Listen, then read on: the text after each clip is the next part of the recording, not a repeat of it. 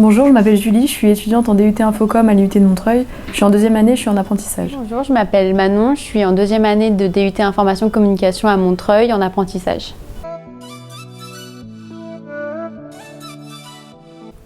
Alors j'ai choisi de faire de l'apprentissage parce qu'il y a beaucoup d'avantages à être étudiant apprenti. Déjà, on a de l'expérience, ça forge vraiment et on a un réel aperçu du monde du travail avant de s'y engager complètement.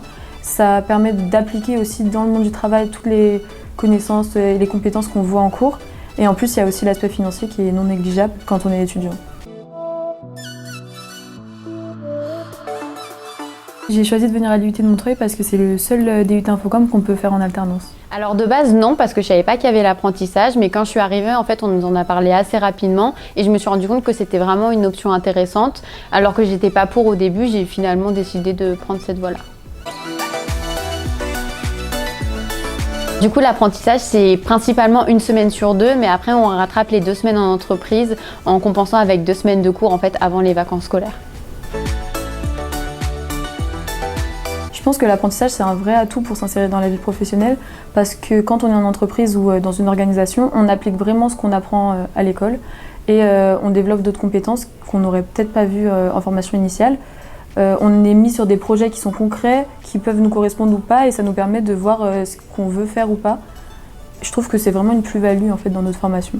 Oui, carrément, c'est un des plus gros avantages, même parce que déjà, on met directement en application ce qu'on apprend et on a une expérience autre en entreprise. Ça permet de rencontrer des personnes différentes qui vont nous apporter autre chose que les enseignements qu'on a ici.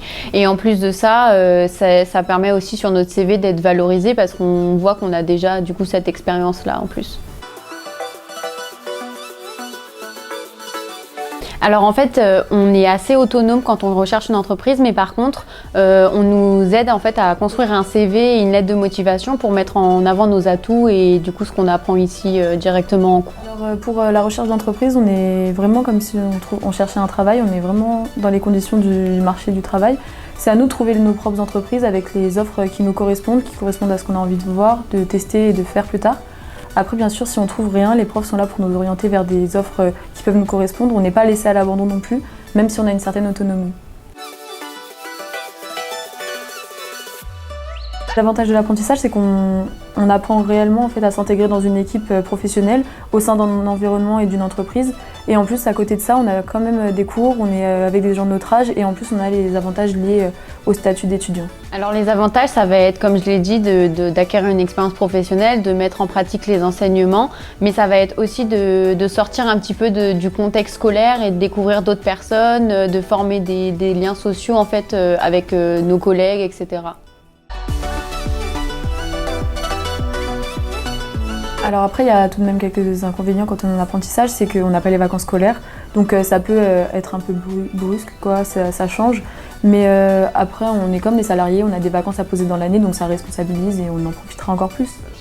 Alors du coup, les inconvénients, l'inconvénient principal, ça va vraiment être le rythme parce que c'est quand même assez soutenu. Il faut savoir qu'on a des devoirs en cours et on a aussi des missions en entreprise, donc il faut réussir à pallier les deux, à trouver un bon rythme. Donc au début, quand on a l'habitude d'avoir des vacances et des journées assez courtes, c'est vrai que ça prend un petit peu de temps pour prendre ce rythme-là.